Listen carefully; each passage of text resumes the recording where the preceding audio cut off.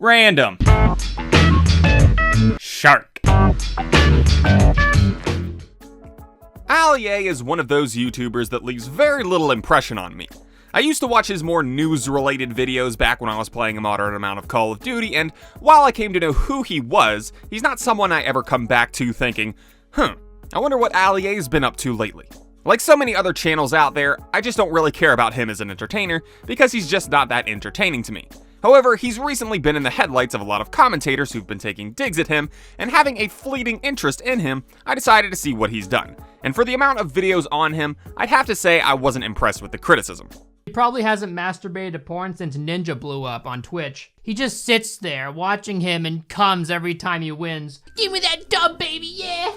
Now let me start by saying most of the people who've made videos on Ali end them by saying something along the lines of, he's not the worst person in the world.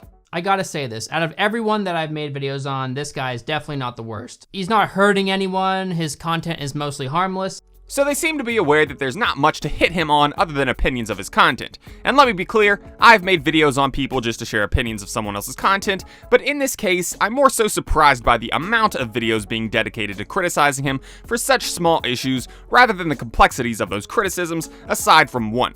So I figured we'd have a look at them. Starting first with probably the most predominant criticism of Ali A, his full-force push into misleading clickbait.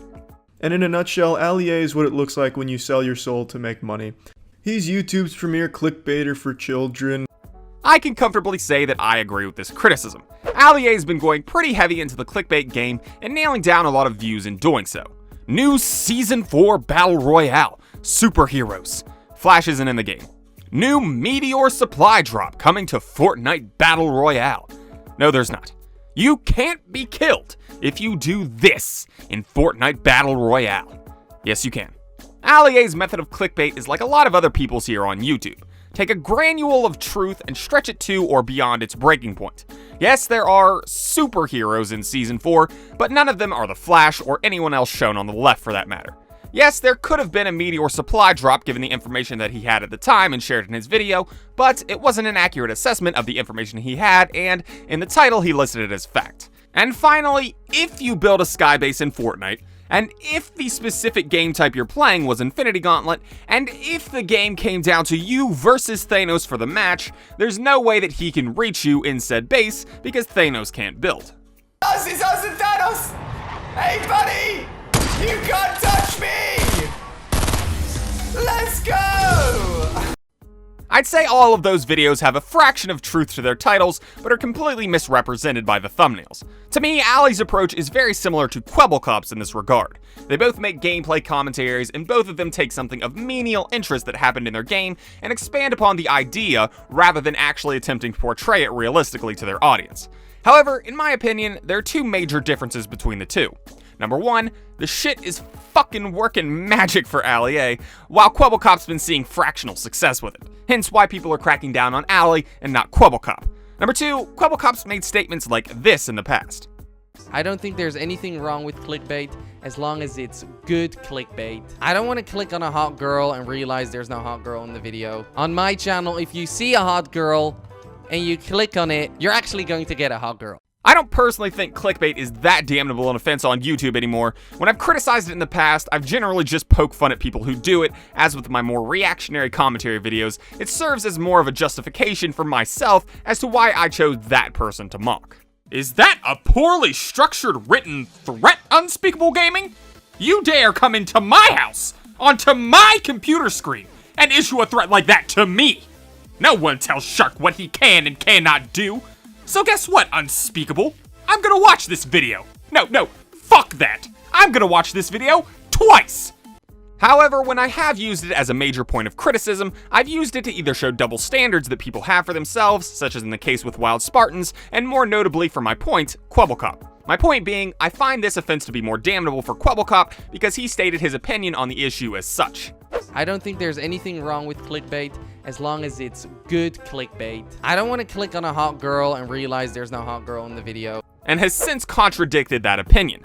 To my knowledge, Ali A has refrained from making similar statements, which makes him less objectionable in this regard, if you see what I'm saying. So while I think it's a valid criticism, I don't think it has any punch to it since, to some degree, everyone is guilty of clickbaiting. Not to the same degree, more than likely, but still, it's common enough that it just seems like a weak criticism to be the anchor that's holding down all these videos on him. Ali reacts to his first ever Fortnite game. Funny! It's not funny. It's not funny. The next point I'd like to bring up is the criticism that Ali jumped on the Fortnite bandwagon. More specifically, Critical's criticism of it, where he states that Ali's just been jumping from game to game, hoping that something sticks. They'll play whatever game's just really popping off, just whatever game's banging and slapping and making their parents' wallets cry that has the largest audience of... Now, there are a lot of ways to tackle this criticism, but let me just say flat out, I think it's a stupid one since it's pretty inaccurate and can be disproven with a quick scroll through Ali's thumbnails. Ali's been completely invested in 2 games on his channel, Call of Duty and now Fortnite. There have been a few times where he's delved into other games such as Rainbow Six Siege or Watch Dogs, but for the most part, up until a few months ago, Ali was predominantly a Call of Duty channel, with his forays into other games going up on his second channel. Now, although this doesn't freaking have the moveset I want, it is my second ever Dragon Knight, so I am going to do a little bit of powering up. Now, did he bandwagon Fortnite? Maybe.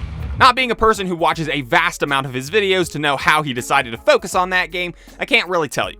However, the reasons he veered away from Call of Duty's last 2 installments are laid out in the video, Why Do I Not Play Infinite Warfare? And even though I think some of his reasons are just dumb, he has his reasons, and I think they're easy enough to understand, whether you agree with them or not. I honestly think if Infinite Warfare had more color, it would be more interesting, and from a jobs perspective, it'd make my life a lot more fun and interesting. If when it came to making that preview image, I could actually make it something that's interesting to click and got everyone excited for the video. And the final criticism I'd like to talk about with Ali is probably the worst in terms of how it will be received by his audience in terms of Ali's character. That, of course, being the accusation that he's been faking giveaways. I'm just gonna say that if the giveaways that this guy's doing are all fake, I wouldn't be surprised at all. Now, personally, I do not like this accusation, mainly because the evidence given for it is virtually non-existent. Critical, the person whom I believe initially made the accusation, states that he hasn't seen any of the winners in said giveaways, and therefore, they don't exist. Now, I've done a lot of research, and I haven't found a single winner for any of his giveaways he has ever done on any of his channels. I haven't seen a single winner. A fair enough reason to suspect something is up, but his corroborating evidence is then based on emails, which he doesn't bother to share with us, and then exaggerates to show how poor the evidence his sources are bringing him truly is. Unreliable proof. It's, oh, I was at a bar and I heard Ali talking to some girl saying, oh, he scams kids all the time and doesn't give shit away, but he was offering V-Bucks to her. Now, like I said, I don't really like this accusation because I think the evidence is trash. It reminds me of what Keemstar is prone to doing, making an accusation on circumstantial evidence and introducing that idea into the public consciousness about that creator. Then, even if the rumors turn out to be false, it's still going to be a blemish to that person because the story will almost always reach further than the truth. And we can see this very cycle with Elvis's video, taking the accusation and relaying it to his audience as well. No way of proving this. Critical said on his channel that he got a bunch of emails from people telling him that all the giveaways are fake, but he's not really sure how reliable they are. I'm just gonna say that if the giveaways that this guy's doing are all fake, I wouldn't be surprised at all. And eventually, it just becomes a widely accepted truth that Ali's been scamming his audience based on unreliable evidence, and even if Ali were to make a video of proof defending himself, I highly doubt people who watch Critical or Elvis's videos would be the ones watching it. And it is completely possible that Ali is scamming his audience in this way. Obviously, it's not an unheard of practice here on YouTube. But in my opinion, if you're going to make such a hefty accusation, then I think you need to have better proof than the fact that you couldn't find a needle in an internet haystack and some emails that you yourself know are unreliable. It seems like a pretty dick move to bring such laughable proof when you're making accusations that could potentially get Ali's channel shut down, or at the very least, ruin his reputation. Anyways, that's the video, guys. Like it, don't like it, let me know. If you couldn't tell, the main reason that I made this video was because of the fake giveaways thing.